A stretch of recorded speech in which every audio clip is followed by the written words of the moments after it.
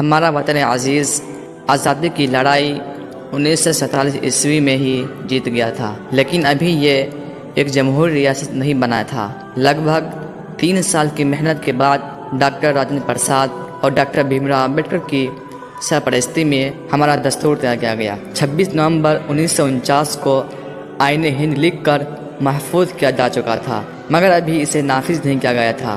اس کے لیے 26 جنوری کے دن کو چنا گیا۔ جمہوریت عوام کی حکومت ہے، عوام کے ذریعے عوام کے لیے، یعنی جمہوریت وہ ہے جہاں شہریوں کی رائے اور ان کی مرضی ہوتی ہے۔ کوئی بھی چنندہ نمائندہ ان کا راجا نہیں بنتا، بلکہ اگلے 5 سالوں کے لیے عوام کا خادم ہوتا ہے۔